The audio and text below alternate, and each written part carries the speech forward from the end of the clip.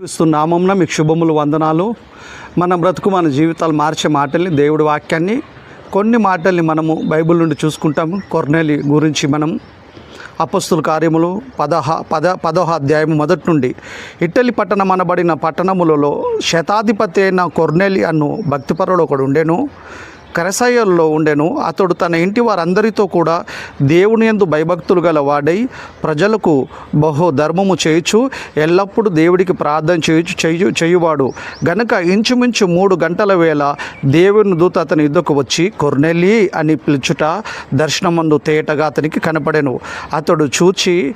అతడు దూత వైపు తేరి చూచి భయపడి, ప్రభువా ఏమని అడిగాను. అందుకు దూత, నీ ప్రార్థనలను నీ ధర్మకార్యములను దేవుని సన్నిధికి జ్ఞాపకార్థము చేరినవి.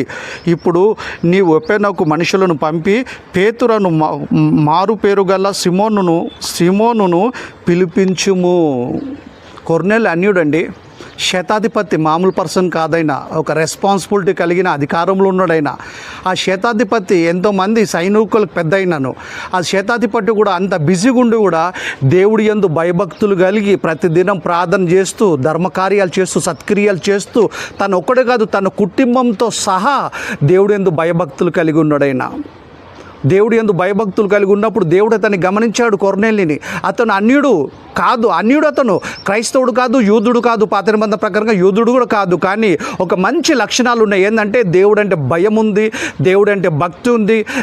దాన ధర్మ కార్యాలు చేస్తూ, ఎన్నో కార్యాలు చేస్తూ దేవుడి యందు భయభక్తులు కలిగి ఉన్నాడు. కేవలం సాయం మాత్రం చేయడు, పేదలకు సాయం చేయటమే కాదు, సత్క్రియలు చేయటమే కాదు, దేవుడు అంటే భయం ఉంది, భక్తి ఉంది. ప్రార్థన చేస్తుండు, ప్రతిరోజు ఆయన ప్రార్థన చేస్తూ మంచి భక్తిపరుడు కొర్నేలి. అంతమంది కదా, కొర్నేలి మంచి భక్తిపరుడు, అంత బిజినెస్ కదా ఆయన.